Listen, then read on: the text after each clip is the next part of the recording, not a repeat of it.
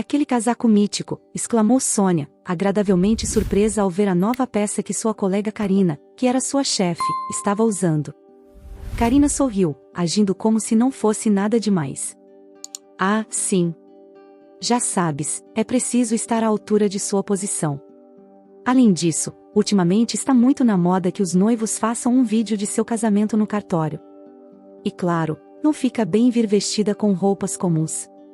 Naquele momento, Karina olhou para a nova moça da limpeza e dirigiu-lhe um olhar frio. Oi, querida, como te chamas? Vem aqui um momento, por favor.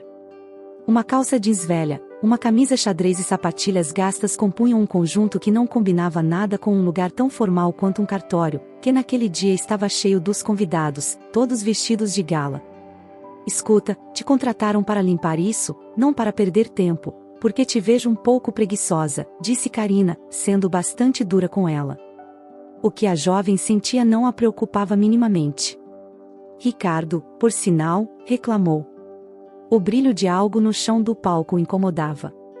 Não conseguia se concentrar nas partituras e errou na segunda parte da marcha nupcial. E lembre-se, é um momento que ficará na memória dos recém-casados por anos. Claro, Bia nunca sonhou com um emprego assim quando era criança, nem estava nos planos dela ir ao cartório em busca de qualquer trabalho enquanto era adolescente. Também não estava ansiosa para permanecer nesse cargo agora, quando era uma mulher jovem. Mas a vida às vezes nos prega surpresas, e podemos ser obrigados a ficar com um trabalho que nunca teríamos escolhido se não fosse por necessidade. Bia se formou no ensino médio sendo uma das melhores alunas e, aos poucos, se preparou para entrar na universidade e se tornar advogada.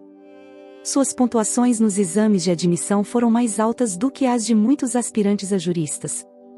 Sua tia Teresa conseguiu uma referência para ela e prometeu contratá-la como advogada assim que se formasse na universidade.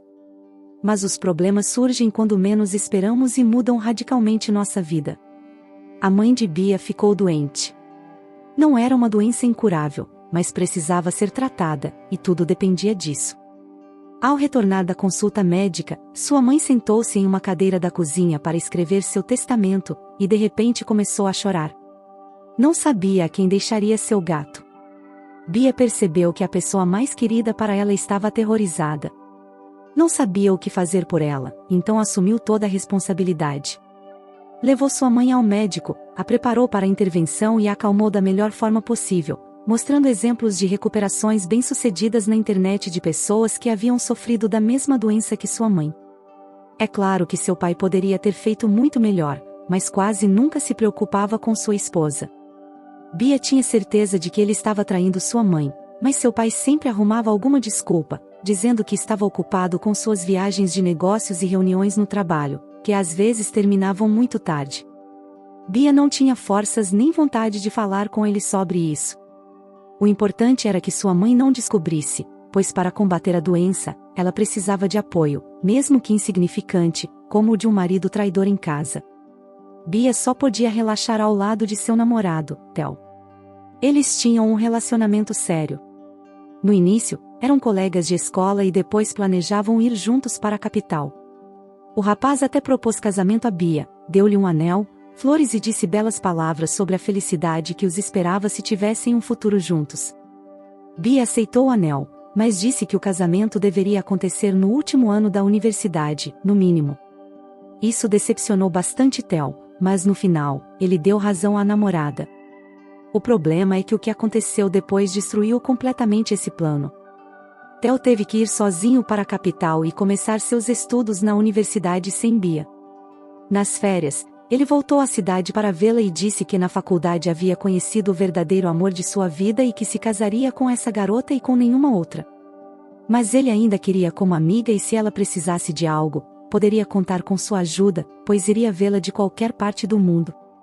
E assim, Bia ficou sozinha, sem apoio e meios de sobrevivência, com uma mãe doente e um pai que praticamente havia abandonado a família.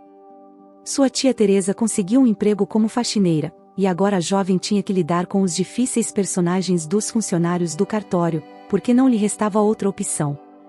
Bia suspirou e dirigiu-se ao pequeno palco improvisado sempre que um casamento civil era celebrado. Era lá que colocavam uma orquestra, ou melhor, um trio. Ricardo, um violinista de talento duvidoso, mas com ambições de ser um segundo Paganini, um clarinetista de aparência triste chamado Pedro, e uma arpista chamada Sofia, uma moça muito fina. O repertório do trio era bastante limitado, mas eles não perdiam nenhum casamento. Se alguém quisesse economizar dinheiro em música ao vivo, Karina logo olhava com as sobrancelhas erguidas e dizia em um sussurro ameaçador: não preferiria um silêncio sepulcral na sala? E assim, tanto os noivos envergonhados quanto seus pais pagavam pelos serviços da orquestra sem dizer uma palavra. Bia não gostava nada de cerimônias de casamento, faziam-na lembrar de seu namoro fracassado, mas o que ela gostava era observar os recém-casados, já era uma verdadeira escola de vida para ela. Por exemplo, naquela manhã, o casal que se casava era uma dupla de estudantes de aparência modesta, cercados por uma turma barulhenta de colegas da faculdade. Sua chefe, Karina, detestava esse tipo de casamento, acreditava que esses matrimônios não tinham futuro. No entanto, Bia podia ver claramente que aquele rapaz e aquela moça realmente se amavam e seriam muito felizes juntos. Logo depois, quem celebrava seu casamento era um velho Dom Juan que apareceu na porta do registro civil com uma jovem beleza coberta de ouro e diamantes, que provavelmente havia sido paga por seu futuro marido. Em casos assim, Karina, sua chefe, estava disposta a fazer qualquer coisa pelo casal, para depois receber uma boa gorjeta que tanto desejava. E nisso, não era nada melhor do que uma garçonete prestativa. Mas Bia estava convencida de que em um relacionamento assim poderia haver de tudo, menos amor. O idoso queria apenas provar a todos que ainda era jovem e capaz de formar uma família, e sua namorada mostrava paciência aceitando presentes e esperando que o noivo não durasse muito, o que parecia engraçado para Bia. O que a divertia era que entre os convidados de um casamento assim, sempre havia algum ex-amante da noiva.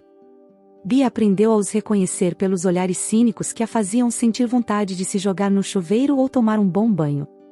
A moça da limpeza subiu ao palco e ocupou o lugar do violinista para observar o chão, finalmente vendo aquelas lantejoulas douradas que tanto incomodavam o músico na hora de se apresentar. Ela começou a varrer. Ou seja, eram esses os brilhos dos quais o músico tinha falado, que o impediram de tocar bem a obra de Mendelssohn. Após cada cerimônia, Bia tinha que varrer rapidamente tudo, para que os próximos convidados pudessem entrar em uma sala limpa para parabenizar o próximo casal de recém-casados. Essas malditas lantejoulas se espalharam até por debaixo da cortina. Mesmo assim, esses músicos eram muito exigentes, uma coisa tão pequena já os confundia com as partituras.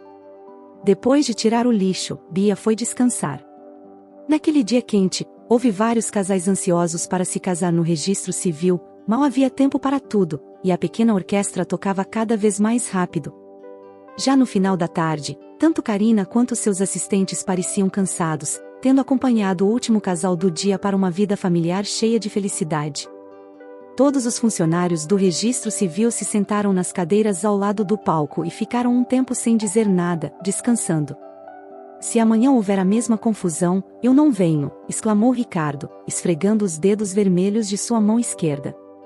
De repente, todo mundo resolve casar no civil, ou o quê? Disse Pedro, que tinha soprado tão forte em seu clarinete que agora até tentava respirar menos. Sofia não disse nada, apenas deixou cair a cabeça entre as mãos e ficou imóvel, como se tivesse desmaiado. Onde está aquela garota que deve limpar? Perguntou Karina, cansada na voz. Ela mal conseguia articular bem as palavras, e sua aparência indicava que nem mesmo tinha forças para alisar o cabelo. Sofia olhou, e ela retribuiu o olhar. Nenhuma das duas tinha vontade de levantar e procurar a moça da limpeza. Mas no final, parecia que suas palavras foram ouvidas, porque a própria Bia entrou na sala com um balde e um esfregão na mão. Avançou muito lentamente, via-se que esfregar mesmo que fosse 1 centímetro do chão lhe custava um esforço enorme, mas pouco a pouco foi fazendo, lutando contra seu cansaço. Era como se estivesse escalando uma montanha alta. Por que você não faz ainda mais devagar? Repreendeu sua chefe, para quem até levantar da cadeira foi difícil. Logo depois que ela se levantou, os outros funcionários do registro civil também o fizeram, e logo foram para casa. O expediente de todos já havia terminado, e a moça da limpeza era a única que ainda tinha que continuar seu trabalho. Ainda havia uma limpeza a fundo a fazer, ou seja, limpar as capas brancas das cadeiras e polir as mesas para remover o pó quase invisível que podiam ter. Na rua, já estava anoitecendo quando Bia foi tirar o lixo que se acumulara durante o dia. Não teve tempo de fazer isso ao longo do dia, só lhe restava esvaziar algumas lixeiras ao lado da escada, e então poderia ir para casa. Mas uma dessas lixeiras escapou de seus dedos, e seu conteúdo se espalhou pelo chão laminado do hall.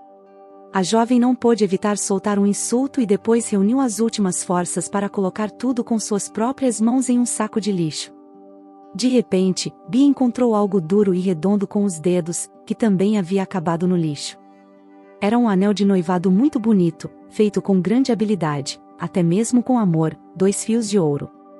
Estavam enrolados em torno de uma moldura dourada, e entre eles viam-se vários pequenos rubis vermelhos. Mesmo agora no crepúsculo, quando a única luz restante era de um lustre, cuja fraca luz se perdia no teto, essas pedras preciosas continuavam a captar seus raios e refletir sua rica cor escarlate. Quem poderia ter se desfeito de um tesouro assim, além disso, logo após a cerimônia nupcial? A imaginação sempre oportuna seguia na mente de Bia, a imagem de uma noiva abandonada a quem seu noivo havia proposto casamento, mas depois a enganou. Ela, para fazê-lo mudar de ideia no dia do casamento com outra garota, foi ao registro civil. No entanto, ao perceber que não conseguiria impedir o casamento, jogou a aliança no lixo e depois decidiu se suicidar pulando na água da ponte. A verdade era que não seria possível, porque o rio da cidade mal trazia água, e o mais provável era que a jovem jogasse a aliança no rosto de seu noivo traidor e não na lixeira. Além disso, se houvesse ocorrido um escândalo no estabelecimento, Bia teria percebido tudo no mesmo momento. Isso queria dizer que a história real era completamente diferente. No dia seguinte, ao chegar ao trabalho, a moça da limpeza imediatamente foi à sala de sua tia Teresa. Ela ouviu com atenção, examinou o anel, mas não mostrou nenhum interesse nele. Disse a Bia para deixá-lo no armário por algumas semanas, caso aquela pessoa entrasse em razão e voltasse para buscá-lo. E se ninguém aparecer durante esse tempo, faça o que quiser com ele, disse Teresa. Contudo, Bia era uma jovem bem educada e não se via capaz de ficar com aquele anel. Por isso, não conseguia nem pensar em levá-lo a uma casa de penhores, apesar de precisar do dinheiro. No dia seguinte, eram muito poucos os casamentos que tinham que ser registrados, e Bia podia desfrutar de tempo livre suficiente. Tentou lembrar de todos os casais do dia anterior, mas exceto o primeiro, nenhum ficou em sua memória. Talvez ela estivesse cansada demais no final do dia e mal se lembrasse deles. Mas depois de um mês, ninguém apareceu no registro civil para recuperar o anel.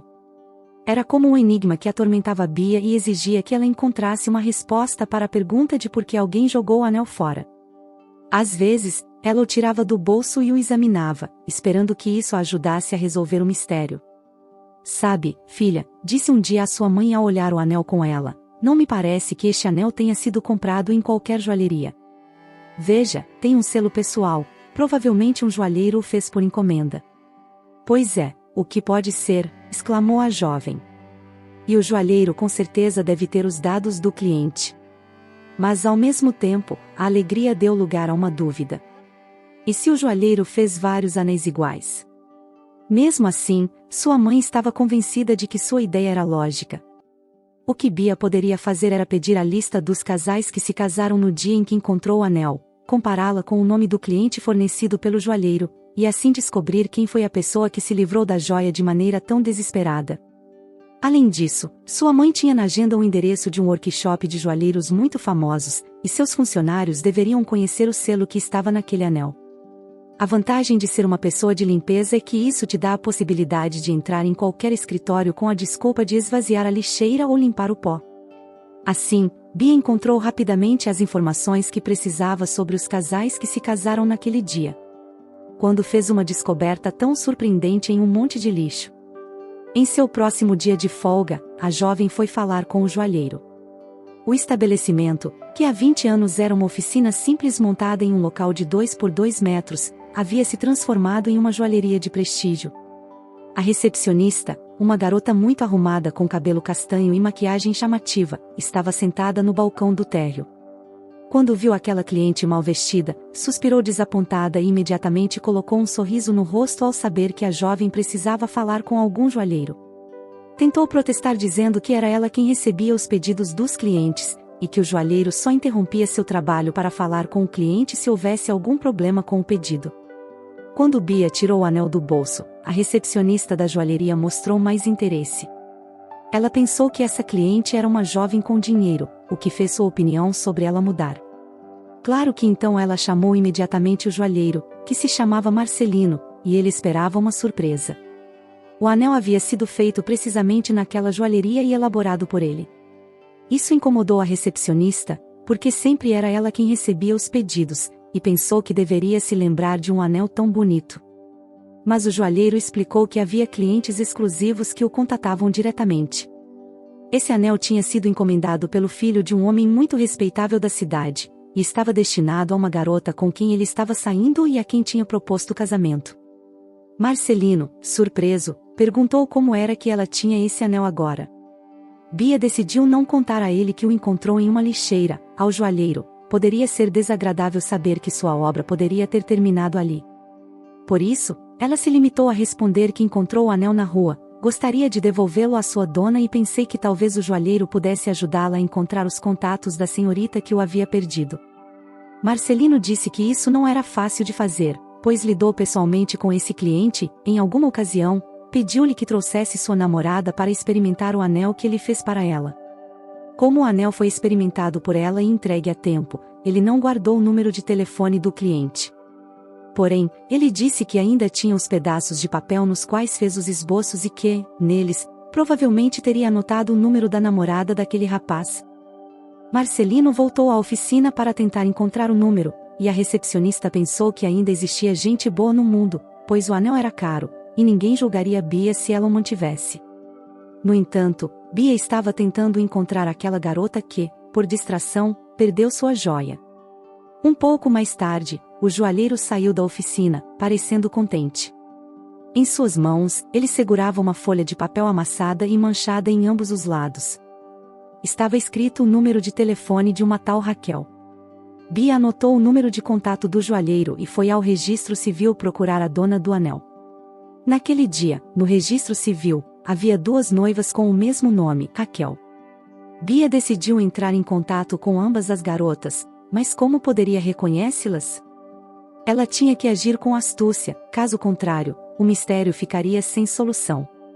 Bia ligou para ambos os números e se apresentou como uma jornalista escrevendo um artigo sobre a moda de celebrar o casamento no registro civil. Pediu a ambas que lhe emprestassem um pouco de seu tempo para uma breve entrevista, desde que escolhessem o local. A rua apresentava uma imagem de outono autêntico, uma garoa deu lugar à queda das folhas douradas sob o sol, e o inverno se aproximava a cada dia um pouco mais. Bia entrou em uma cafeteria e aqueceu as mãos na xícara de café, cujo aroma era tão agradável. Ela pensou em como seriam esses dois encontros tão especiais com aquelas garotas. A partir desse momento, ela já estava mais perto da resposta para sua pergunta sobre quem havia perdido o anel, pois a primeira noiva estava indo em sua direção, fazendo um leve barulho com seus saltos na calçada e evitando pisar nas folhas molhadas pela chuva. O aroma de seu perfume caro pairava no ar por onde ela passava. Raquel número 1 entrou na cafeteria, e sentou-se de maneira elegante na beira da cadeira.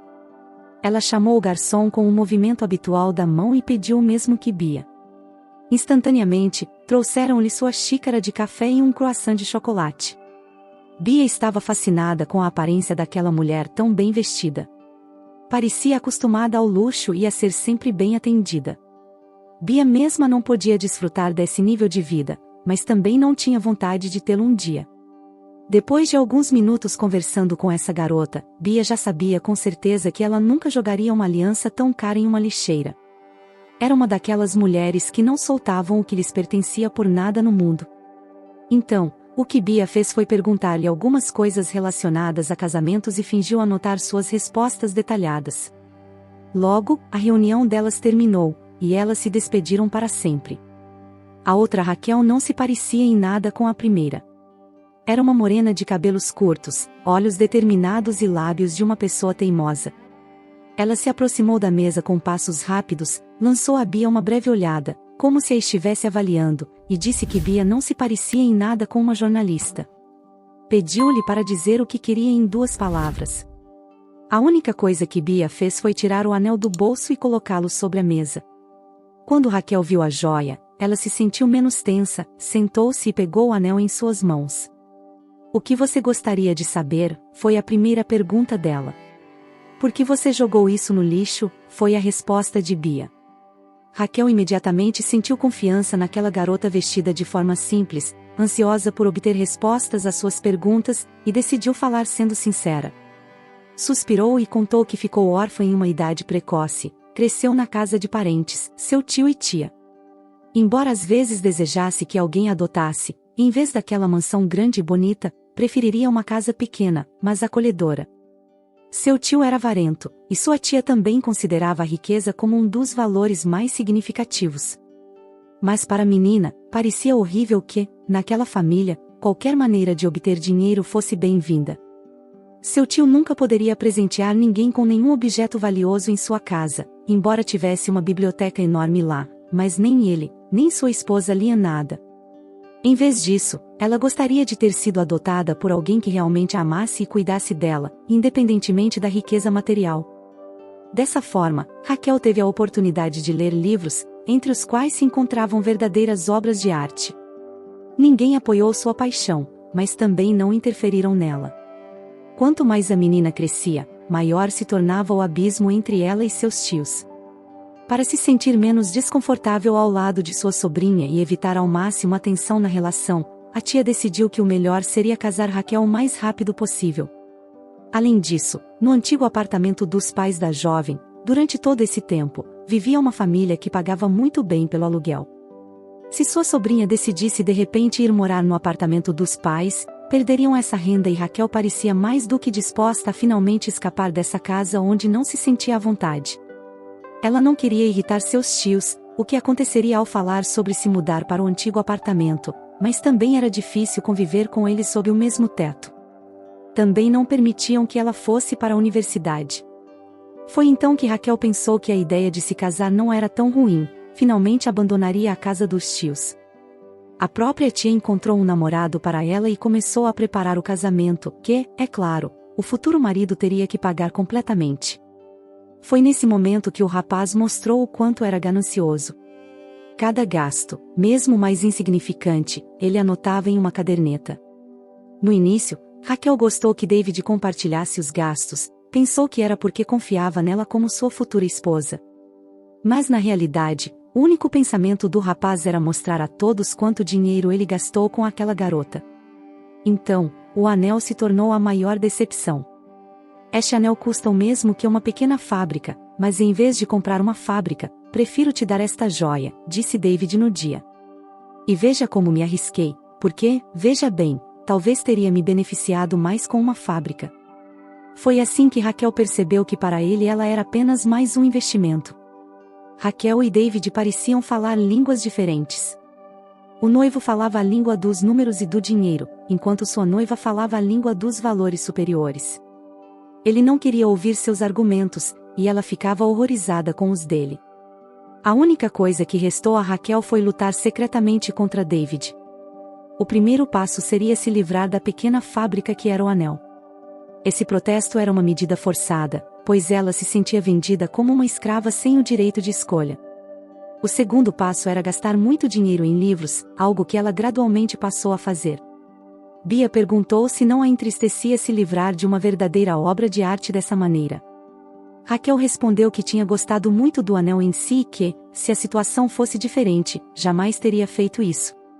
Cheia de curiosidade, Bia começou a fazer perguntas mais igualitárias.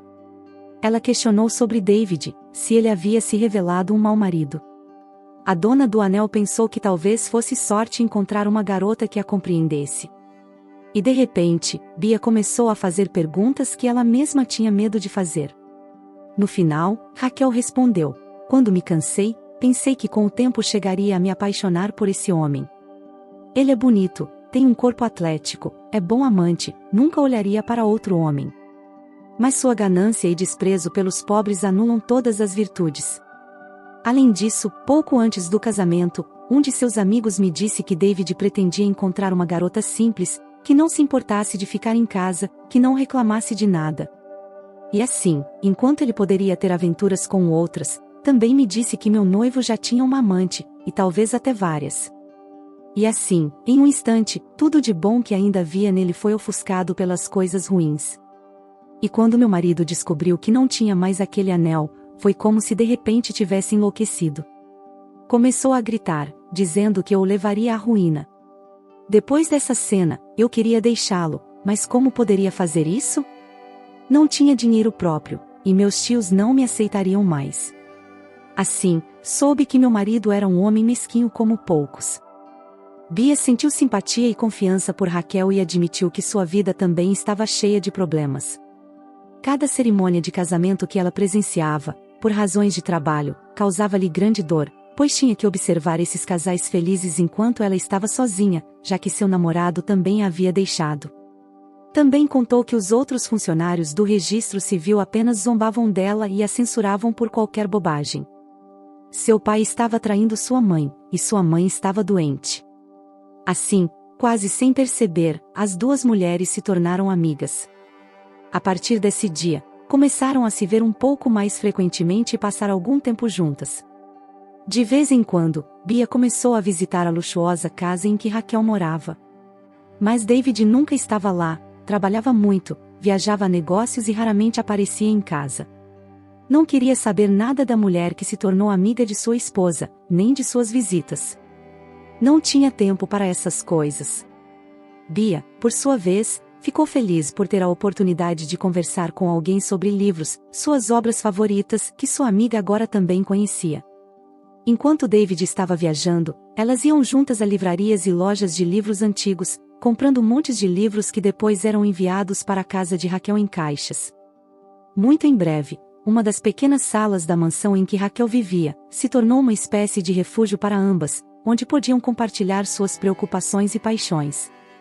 Raquel vivia se tornou uma biblioteca da qual o dono da casa não sabia nada. Quando ele retornou de sua viagem, também não teve tempo de dar um passeio pela casa, dormiu algumas horas e partiu para outro de seus negócios.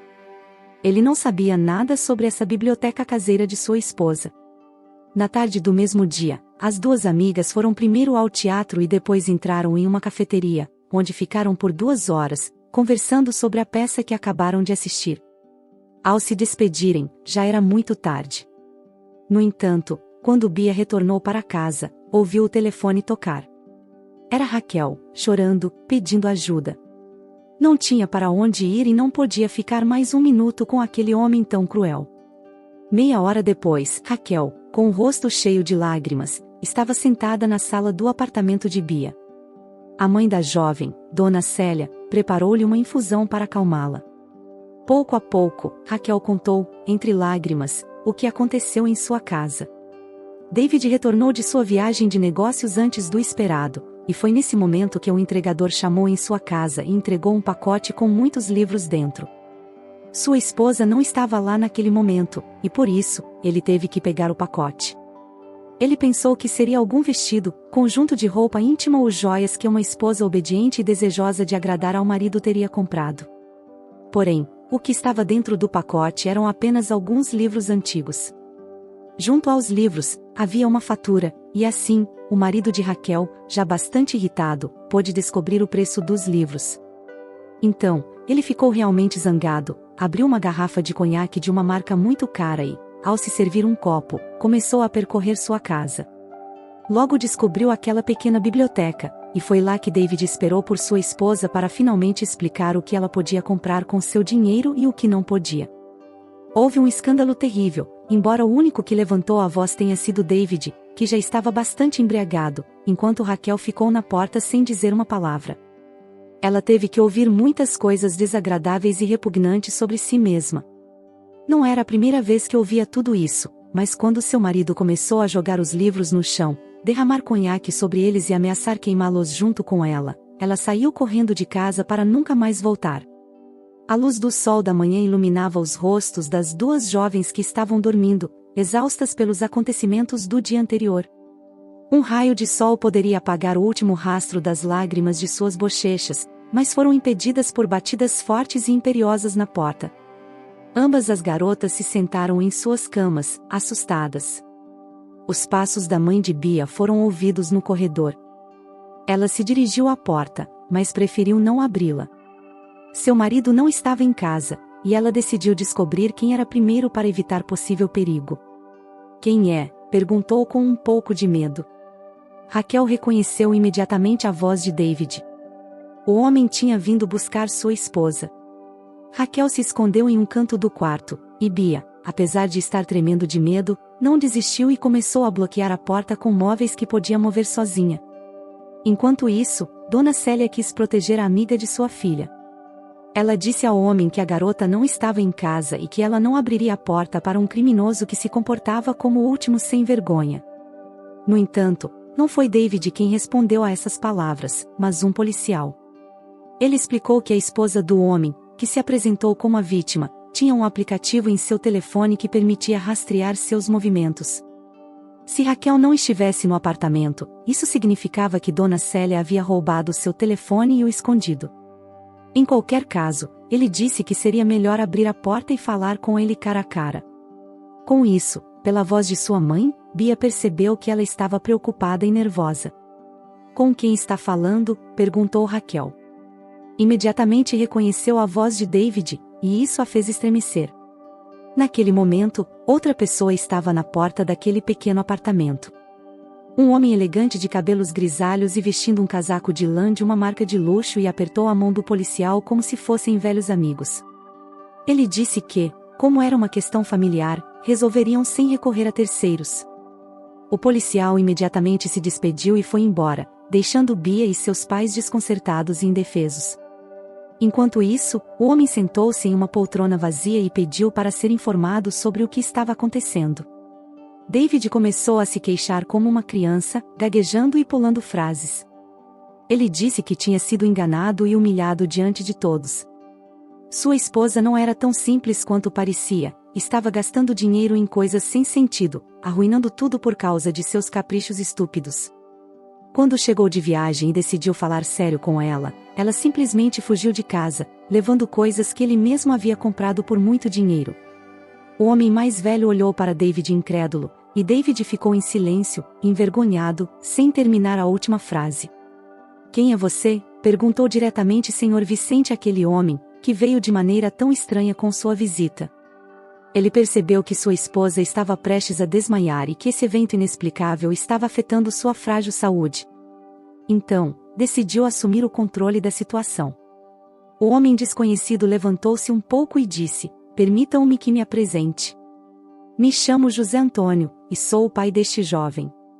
Se não se importam, gostaria de saber quem são vocês." Dona Célia adiantou-se com a resposta: "Me chamo Célia." Célia Gonzalez, apresentou-se a mãe, dizendo seu nome completo. "Este é meu marido Vicente e minha filha Bia." Ela não conseguiu continuar falando, faltava-lhe força, e recostou-se um pouco no encosto da poltrona. José Antônio levantou-se e começou a olhar primeiro para Dona Célia e depois para Bia. Foi seu filho quem o tirou desse estupor, pois exigiu novamente que devolvessem Raquel. Seu pai o olhou com expressão severa e ordenou que deixasse aquela casa. Ele se desculpou com os donos do apartamento pelo comportamento do filho e propôs voltar a se encontrar mais tarde para continuar a conversa. Quando pai e filho se foram, Raquel saiu de seu esconderijo. Ela não podia acreditar em sua sorte. Bia se ofereceu para preparar algo para comer, mas seus pais pareciam não ouvi-la. Estavam se olhando mutuamente, e seus rostos expressavam uma espécie de angústia estranha. "Quero que alguém me explique o que está acontecendo", disse Bia, incapaz de suportar aquela cena. "O que está acontecendo", respondeu Sr. Vicente, "é que esse senhor não é apenas o pai desse malandro, mas também o seu." Ele pegou um maço de tabaco e foi para a escada fumar um cigarro. A mãe de Bia apressou-se em segui-lo, enquanto Bia ficou no meio da sala em estado de choque. Depois que tudo se acalmou um pouco, Dona Célia contou que, na juventude, havia conhecido esse José Antônio, que na época era um rapaz modesto, mas muito inteligente. Eles se apaixonaram e prometeram não se separar um único dia. José Antônio não parava de falar sobre os planos que tinha para o futuro. Ele sonhava em estudar em uma universidade prestigiosa com uma bolsa de estudos. No entanto, ele se juntou a um grupo de jovens de reputação duvidosa que ganhavam muito dinheiro e consideravam-se senhores da vida. Convenceram-no de que era hora de aprender a conseguir dinheiro fácil para ser rico e viver de forma independente. Mas, para isso, ele precisava se mudar para a capital. Antes de partir, o rapaz queria se casar com Célia, sabendo que em sua cidade natal sua família sempre o esperaria. Eles até fizeram a solicitação de casamento, mas disseram que teriam que esperar 3 meses, e o casamento nunca aconteceu. O motivo foram os rumores dos numerosos parentes de Célia, que acreditavam que José Antônio estava envolvido em atividades ilegais e, portanto, não era um bom partido para uma moça da família de professores. Como consideravam feio falar diretamente com a jovem sobre isso, tentaram arruinar a reputação do noivo de outra maneira. Encontraram até uma foto em que José Antônio aparecia rodeado por pessoas muito estranhas. Os esforços dos parentes não foram em vão. Célia ficou chocada. Escreveu uma carta a José Antônio dizendo que não se tornaria esposa de um criminoso. Quando Célia soube que estava grávida, arrependeu-se de ter escrito aquela carta. Esperava ter tempo para conversar com seu namorado quando ele voltasse da capital. Contudo, José Antônio deixou a cidade por muito tempo e não voltou nem mesmo para o dia do casamento. A jovem percebeu que precisava decidir o que fazer com sua gravidez e fazê-lo urgentemente. Foi então que conheceu Vicente. Ele soube que Célia estava esperando o filho de outra pessoa, mas assumiu a responsabilidade por ele. Bia achou difícil acreditar na história de seu pai milionário. Mas depois de um tempo, José Antônio os chamou para se reunirem novamente. Durante a conversa que tiveram, afirmou que tudo o que sua mãe lhe contara era verdade. Nesta reunião, também estavam presentes Raquel e David.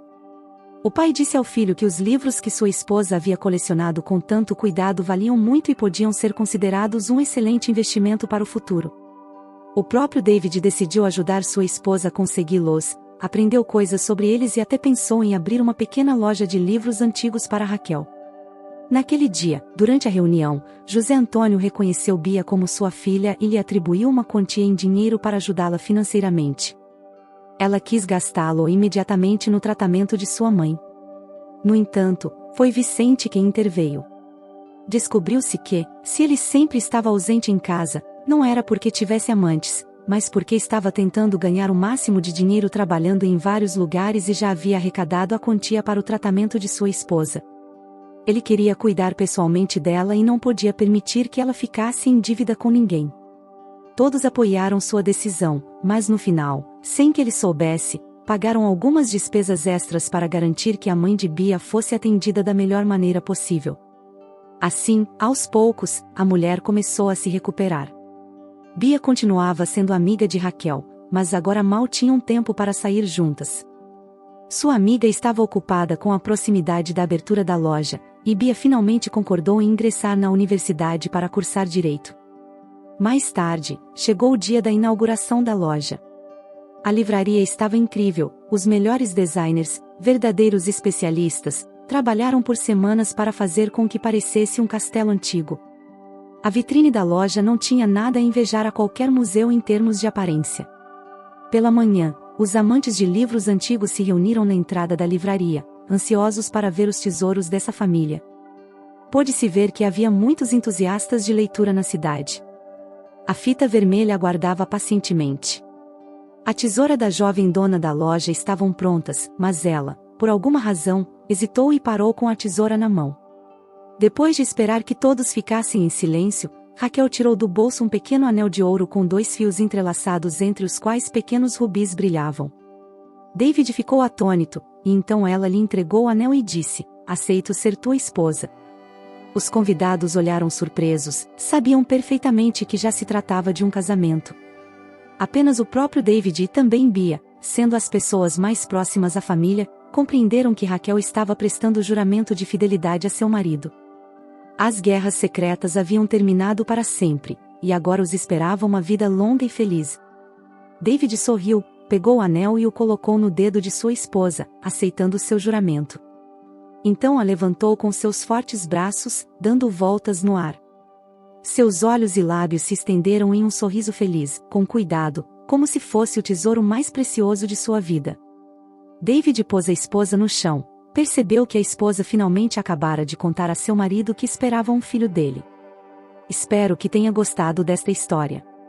Se sim, convido você a deixar um comentário e compartilhá-la. Essa pequena ação nos ajuda a continuar criando conteúdo. Se é a primeira vez que encontra um de nossos vídeos, convido você a se inscrever e ativar o sino de notificações para ficar de olho em futuras histórias. Um forte abraço e bênçãos infinitas para o seu lar. Até a próxima!